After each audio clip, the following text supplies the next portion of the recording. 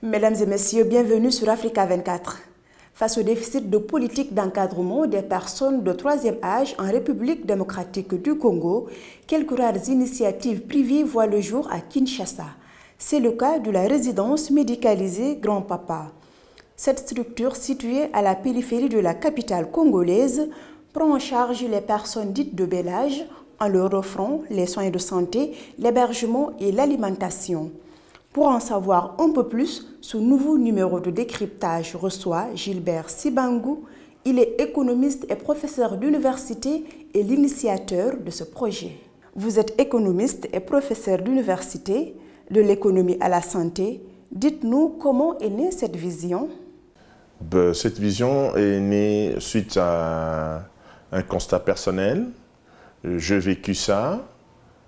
Ma mère qui était malade, si pas malade, mais qui était dans une résidence médicalisée au Canada, ça m'a donné une idée pour voir qu'est-ce que nous pouvons faire ici chez nous. Et j'ai vu qu'il n'y avait pas quelque chose de spécial. Cela m'avait beaucoup motivé parce que j'ai dit, mais nous avons tout. Je vais tenter. Je suis arrivé et j'ai commencé. Et aujourd'hui, nous sommes partis pour une grande course. Il y a certainement quelques hospices dans la capitale Kinshasa. En quoi la résidence médicalisée est-elle différente de ces hospices?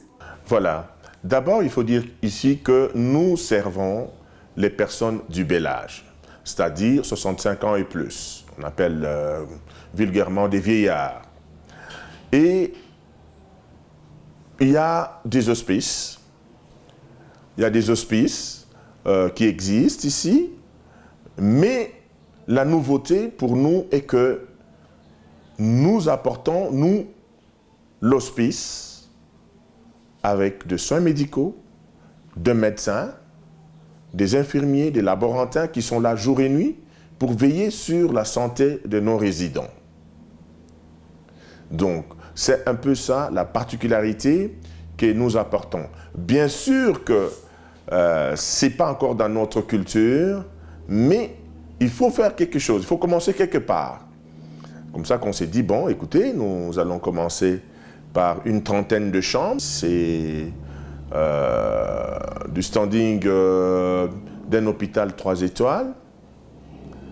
Et c'est pour assurer l'hébergement de nos résidents avec une sécurité sanitaire maximale. Quel est le processus à suivre pour l'hébergement d'une personne de troisième âge qui présente ce besoin? Il faut d'abord ouvrir un dossier médical. C'est-à-dire, il y a la consultation d'un médecin et c'est le médecin qui détermine les conditions d'hébergement. Est-ce que vous êtes en perte d'autonomie totale?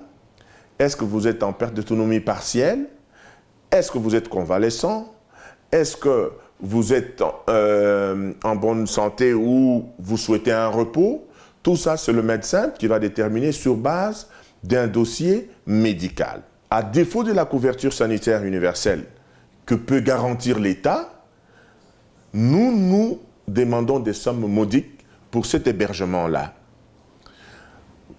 On donne non seulement la surveillance médicale, mais on assure aussi la restauration, le logement, et puis il y a la buanderie qui est assurée pour les linges ou la lingerie qui est assurée. Et puis vous avez la salle de gymnastique ou de kinésithérapie pour ceux qui en auront besoin. Donc voilà un peu en gros ce que nous offrons. Avez-vous fait quelques études de faisabilité avant de lancer ce projet?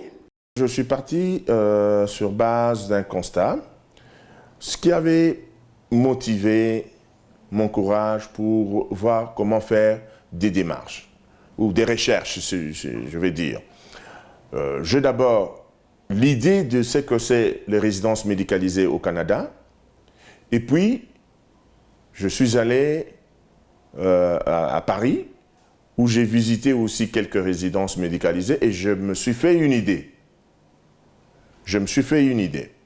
Et en venant ici, je me suis dit, bon, je vais voir si ça sera faisable.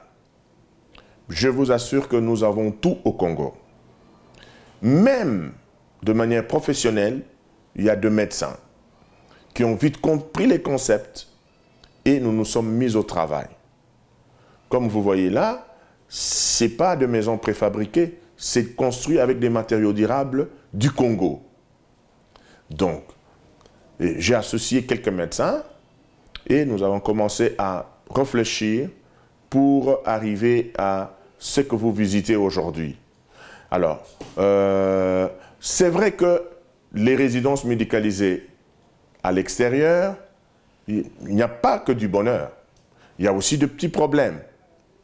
Mais ils arrivent à le surmonter parce que jamais vous apprendrez que c'est tombé en faillite ou ça manque des résidents. Donc ici aussi, il y aura des défis que nous allons surmonter.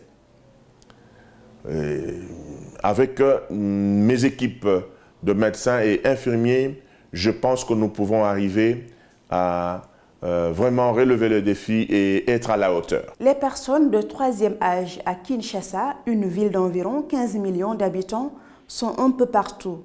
Avec une structure de 30 lits, c'est un peu une goutte dans l'océan. Que faites-vous pour étendre cette assistance aux autres personnes dites de bel âge qui n'ont pas accès à la résidence médicalisée grand-papa? Oui, nous avons commencé à mener plusieurs campagnes pour aider les personnes du bel âge à avoir des soins gratuitement.